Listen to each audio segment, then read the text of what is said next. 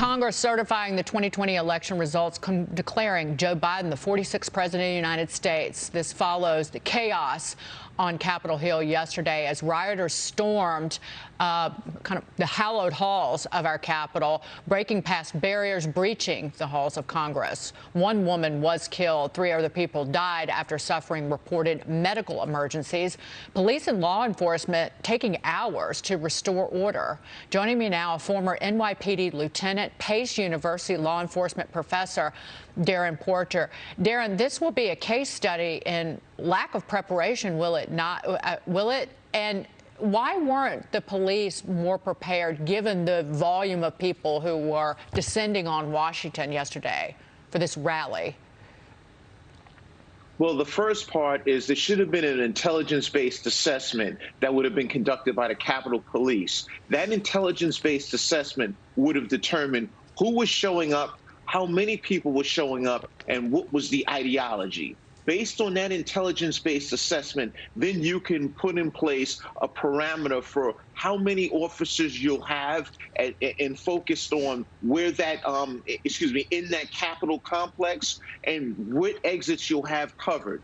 That apparently didn't happen because the intelligence did not support the number of personnel from the Capitol Police that they had positioned in that particular compound.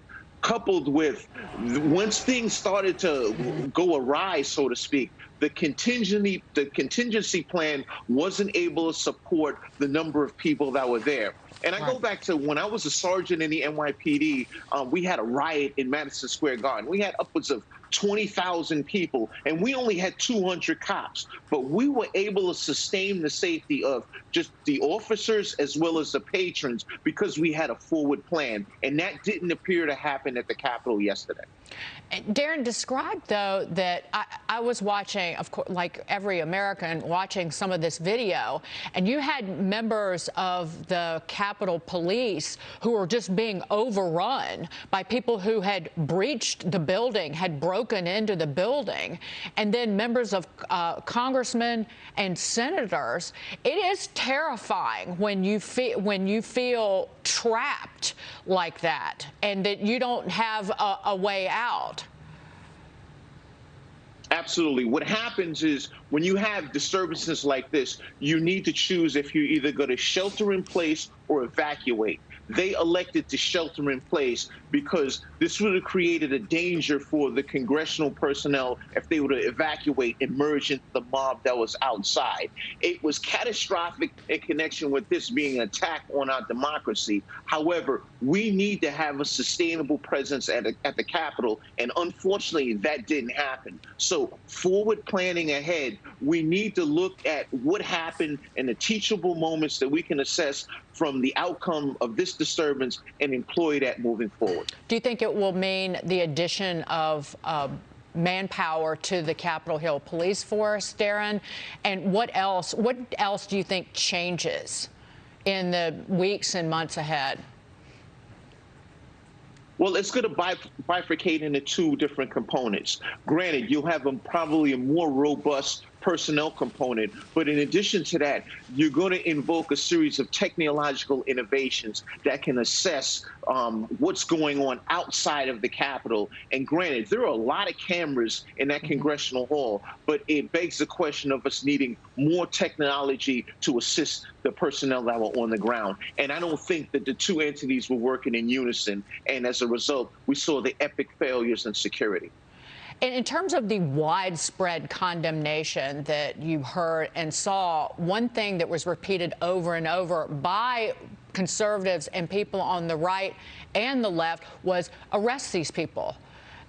Find them and arrest them. And I know that the FBI is looking for help in identifying these rioters. I believe by yesterday afternoon, 52 people had been arrested by late Wednesday. How easy or difficult will it be for the FBI to identify who these people are? They were caught on camera, on video, and in still photographs, many of them. How easy will it be to find these people and arrest them and prosecute them? That was something that you really didn't see enough of during the violence by Antifa and people on the left over the summer. It's not going to be difficult to assess who these individuals are. We're going to use facial recognition to determine who these individuals were that committed these acts of atrocity in the halls of Congress. That information is going to be assembled. It's going to be disseminated amongst the local and the federal law enforcement agencies, and then they're going to take these people into custody. The standard of proof necessary to arrest these individuals is probable cause. The standard of proof necessary to convict them is going to be beyond a reasonable doubt. The two do not necessarily intersect the way we would like them to, but at the same token, we will bring these people into custody and they will be prosecuted as a result of their horrific actions in the halls of Congress. Before we go, just some final thoughts from you on what you saw. This was an act of vengeance against our democracy. We are not a third world country. We have the best democracy in the world. And what happened yesterday was not a reflection of the great society that we're a part of in the United States. Darren Porcher. Darren, great to see you. Thank you so much. We will see you very Thanks, soon. Megan. Happy New Year.